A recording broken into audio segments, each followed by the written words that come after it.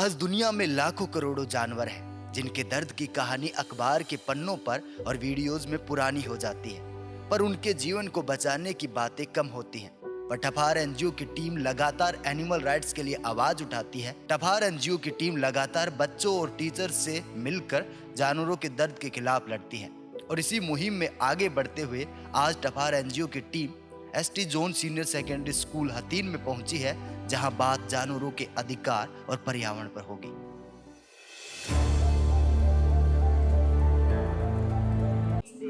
Okay, हम लोग ठफार से teacher association for animal rights, ये एक टीचर की ड्यूटी है, ये उसका एक उत्तरदायित्व है कि आने वाले टाइम के अंदर जो भी समस्याएं, जो भी प्रॉब्लम्स हमारे चारों तरफ हैं, हम उनका समाधान करें। आज का जो रेशो है वो नॉन-वेज फूड का कॉमनली अगर हम देखें 70 से 80% लोग हमारे इंडिया के अंदर नॉन वेजिटेरियन है, मांसाहारी हैं। 70 से 80% लोग। जब हम आज़ाद हुए थे 1947 में तो मात्र 25% के आसपास लोग थे जो मांसाहारी थे, लेकिन आज सभी कौमों के अंदर मांसाहार बहुत तेजी से बढ़ता जा रहा है। अब एक बात ध्यान रखना, मैं किसी धर्म या मजहब की बात नहीं कर रहा हूं, मैं कॉमन सबकी बातें कर रहा हूं। अब इससे कौन कौन से ऐसे नुकसान हैं जो होते हैं, नॉन वेज से कौन कौन से नुकसान होते हैं, ध्यान रखना। अगर 1 किलो मीट हमें चाहिए उसके लिए 750 लीटर पानी खप जाता है। 1 किलो हम गेहूं पैदा करते हैं तो 18 से 20 लीटर पानी में काम चल जाएगा। बहुत बड़ी मात्रा में वाटर का कंजप्शन होता है और वेस्टेज वाटर होता है।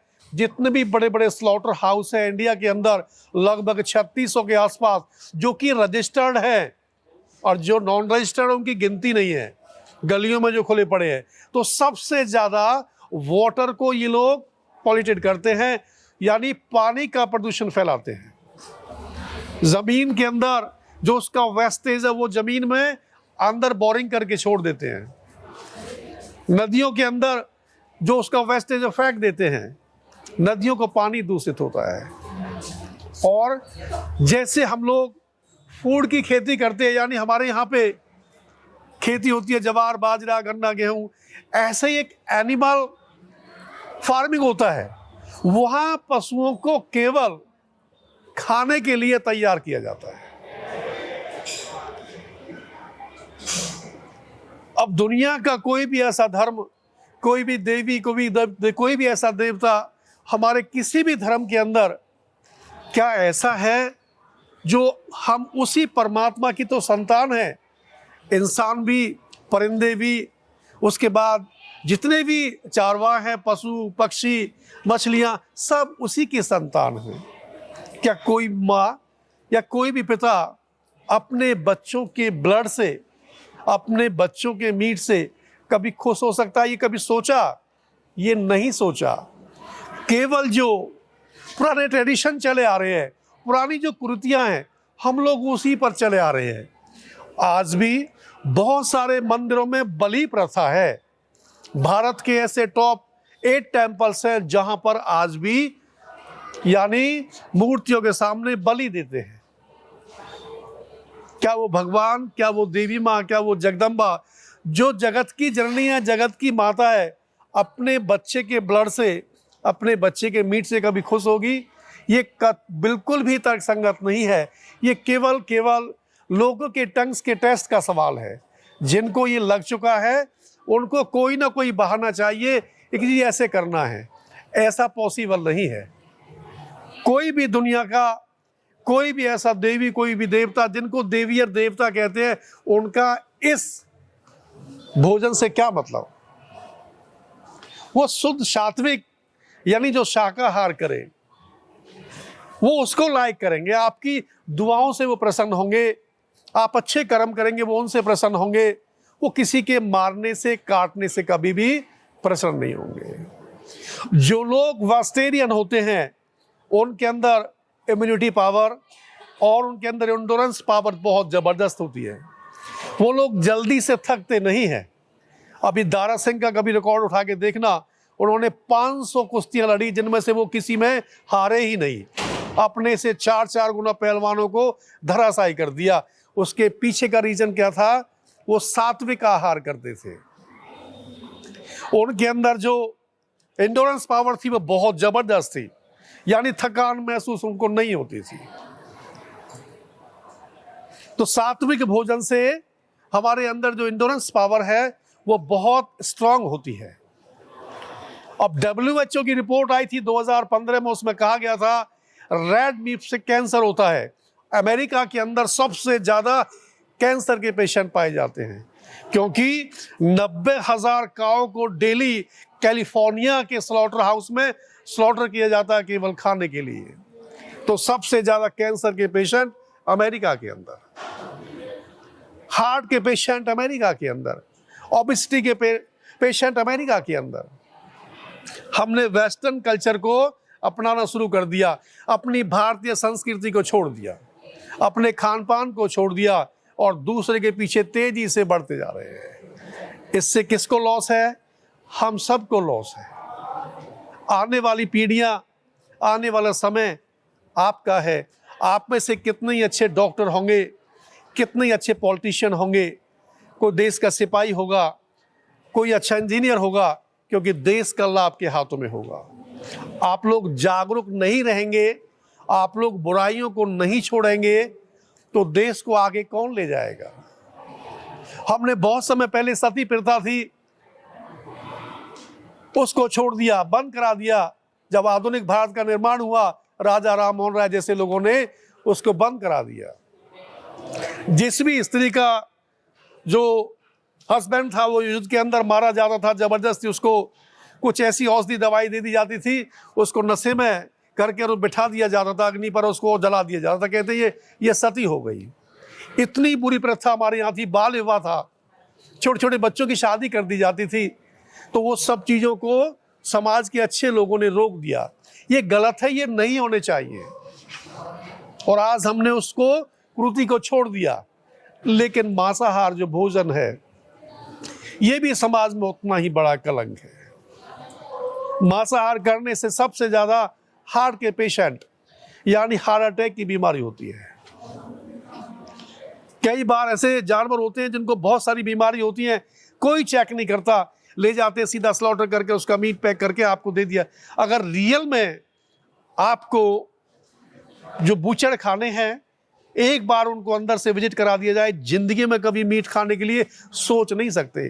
कितना पशुओं को टॉर्चर किया जाता है, कितना सताया जाता है और किस तरह से उनको मारा जाता है, तुम कभी उस चीज की तरफ देखोगे नहीं। गौर ने आपको 5 इंद्रियां दी, कभी ऐसे अगर मौका लगे कभी जाके देखना। सबसे पहले तो आपकी आईज वो देख नहीं पाएंगे उस दृश्य को, आंखें बंद हो जाएंगी। आपकी नोज इंकार करेगी, स्मेल आएगी, आप बंद कर लेंगे। आपके कान जो उनकी चीख है, जो उनकी पुकार है, उसको सुन नहीं पाएंगे, आप विवश हो जाएंगे, आप उसको टच भी नहीं कर पाएंगे। जब शरीर की 5 इंद्रियों ने इसको नकार दिया, फिर खाने की कौन सी आवश्यकता है? समझ में नहीं आता। जो कोस्टल एरिया है, समुद्र के आसपास जो लोग रहते हैं, हो सकता है उनकी कोई मजबूरी हो, लेकिन हमारी और आपकी क्या मजबूरी है? हम तो उत्तरी भारत में रहते हैं, हमारे यहाँ पर बहुत शाकाहार पैदा होता है नहीं होता है? बहुत गेहूं होता है, ज्वार, बाजरा, मक्की बहुत होता है, बहुत सारे फल होते हैं।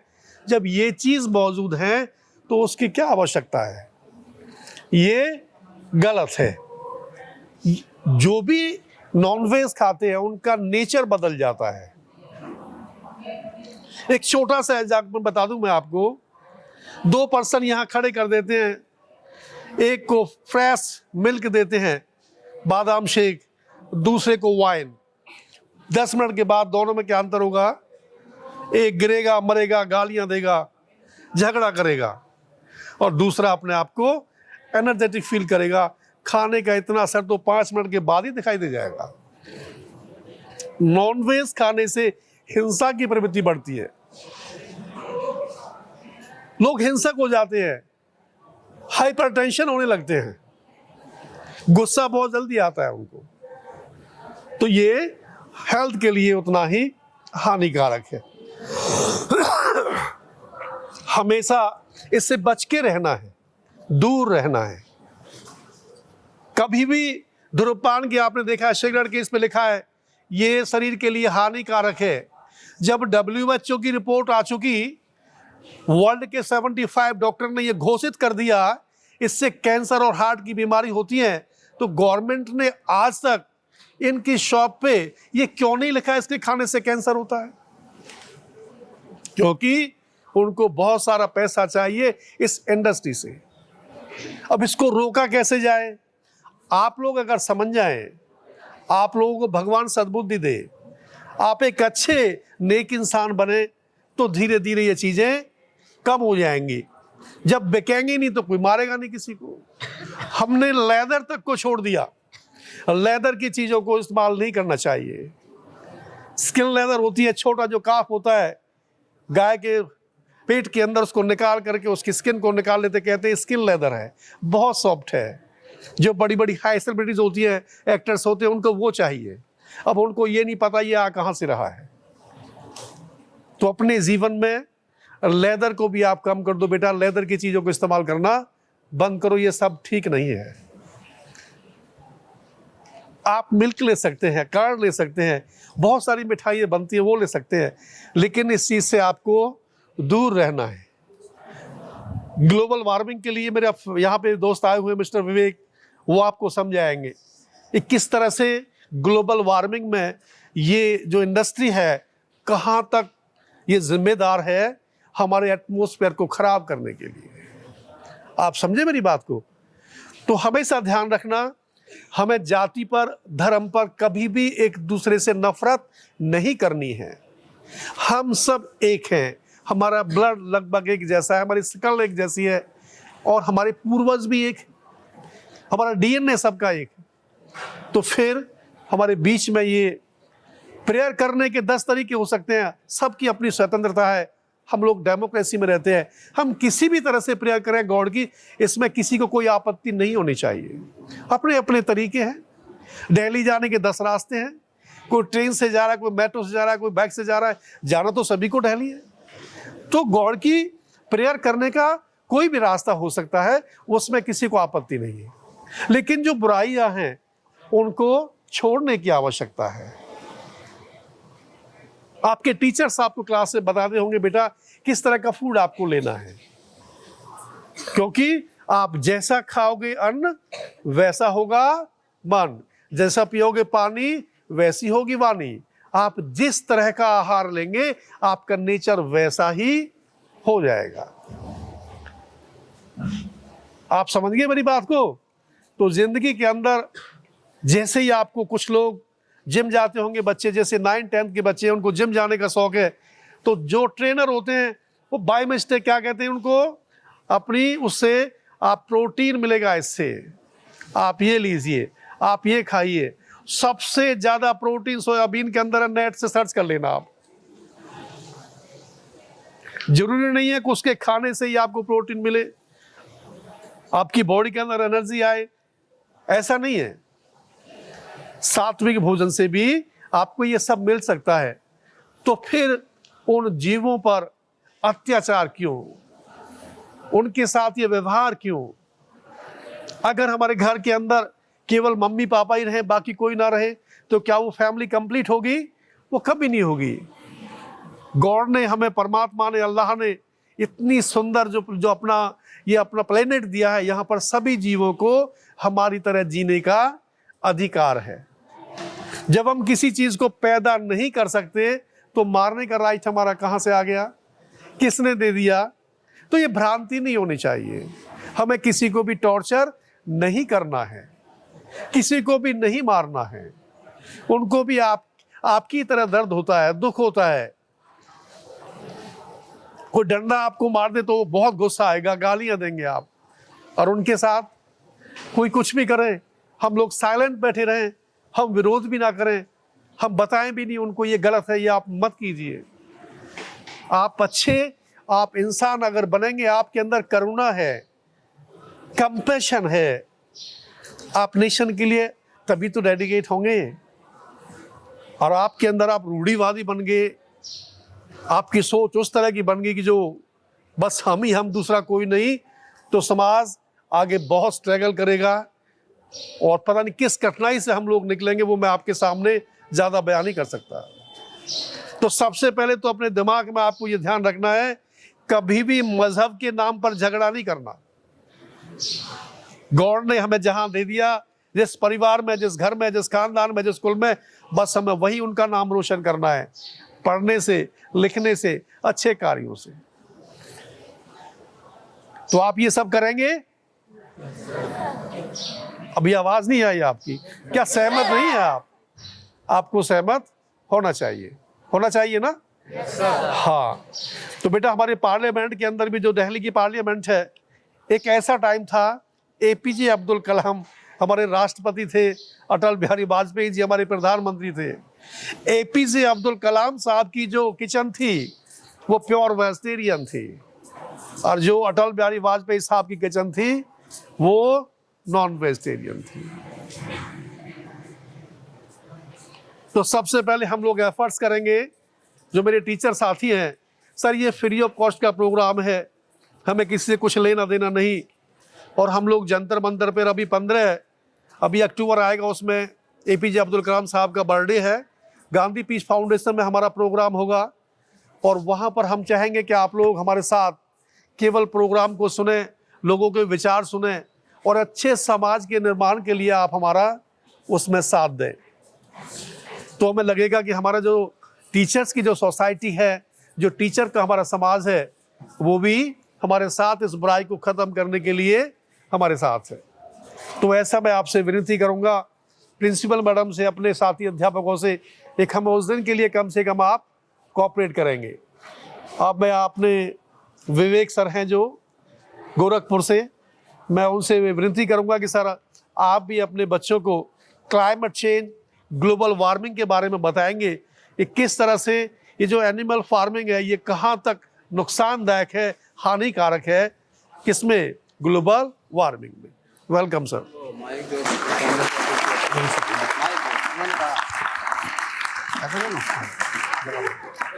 हाँ बच्चों, देखो ग्लोबल वार्मिंग एक बहुत ही इस समय ग्लोबल प्रॉब्लम हो गई है।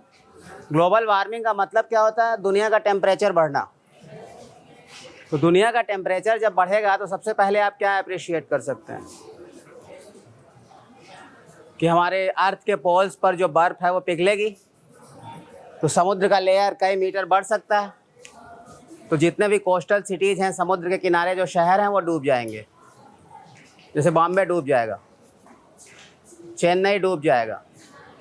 तो इतना भयंकर इसका परिणाम होने वाला है, और इसके लिए आप सारे बच्चों को बहुत सेंसिटिव होना ज़रूरी है, क्योंकि बूंद बूंद से ही सागर भरता है ना। तो आपके जो छोटे छोटे प्रयास रहेंगे ग्लोबल वार्मिंग को रोकने के लिए, वो पूरी दुनिया को एक बहुत बड़ी विपदा से बचा सकते हैं। और ग्लोबल वार्मिंग और वेजिटेरियनिज्म में क्या रिलेशन है बेटा? जब आप सात्विक शाकाहारी भोजन करेंगे तो उससे ग्लोबल वार्मिंग कम क्यों होगी? क्योंकि देखो दुनिया में इंसानों के अलावा बहुत से जीव जंतु रहते हैं, सब में एक संतुलन बना हुआ है। सबके एक साथ रहने से ही पृथ्वी एक संतुलित पर्यावरण में चलती है। तो जब आप सात्विक भोजन करेंगे, मांसाहारी भोजन में बहुत सारा पानी हमारा वेस्ट होता है। पानी ऐसे वेस्ट होता है कि जानवरों को मोटा करने के लिए स्पेशलाइज्ड अनाज की पैदावार की जाती है, और उसमें हमारे सात्विक भोजन के मुकाबले करीब 20 गुना ज़्यादा पानी लगता है। तो इस तरह से नहीं सिर्फ आप सात्विक भोजन की आदत अपनाएं, बल्कि अपने सारे आचार विचार में सात्विकता का समावेश करें, तो ग्लोबल वार्मिंग और क्लाइमेट चेंज जैसी समस्याओं को हम बहुत अच्छी तरह से दूर कर सकते हैं। इसमें सर एक लिस्ट भी थी ना, दैट विल बी डिस्ट्रीब्यूटेड। तो न सिर्फ आपको सात्विक भोजन करना चाहिए, बल्कि अपने पूरे आचार विचार में सात्विकता का समावेश करना चाहिए, जिससे दुनिया सबके लिए एक साथ सुंदर बन सके।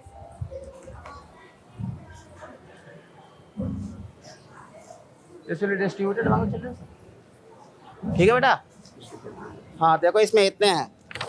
एक आम आदमी के रूप में आप यह काम कर सकते हैं, इधर उधर न थूकें, शौचालय का प्रयोग करें, खुद को और अपने आसपास को साफ रखने की कोशिश करें।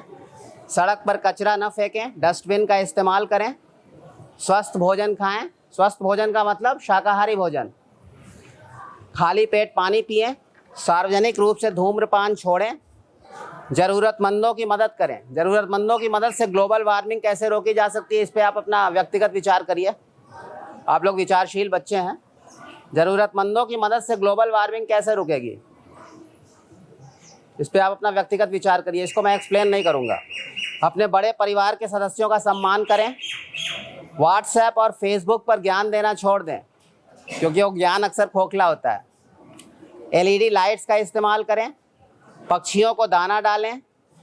पौधों को पानी दें। अपना कर्तव्य ईमानदारी से निभाएं। रिश्वत न लें। पॉलीथीन का उपयोग छोड़ दें। प्लास्टिक में न खाएं। पर्यावरण प्रदूषण के बारे में जागरूक रहें। सार्वजनिक संपत्ति को बर्बाद न करें। और एक इसमें फुटनोट है बेटा, पुराने टायर को खुशी या दुख में न जलाएं। I know why it's written. ठीक है बेटा। तो आपको ग्लोबल वार्मिंग रोकने के लिए अपने पूरे आचार विचार को एक संतुलित ढंग से चलाना है, जिससे दुनिया में हर जीव प्रजाति का उन्नयन हो और सबसे ज़्यादा मानव समाज का नैतिक उन्नयन हो, क्योंकि मानव समाज का पर्याप्त नैतिक पतन हो चुका है, जिससे किसी और जीव जाति के सुख दुख से उसे कोई लेना देना नहीं। ओके, हाँ, गुड चीज।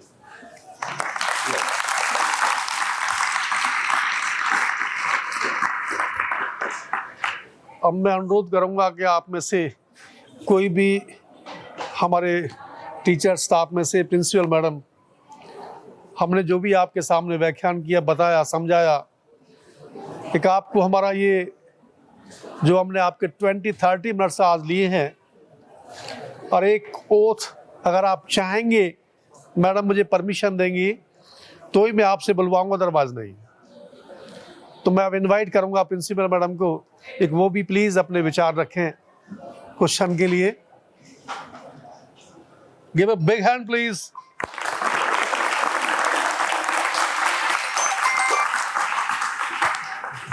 Good morning everyone.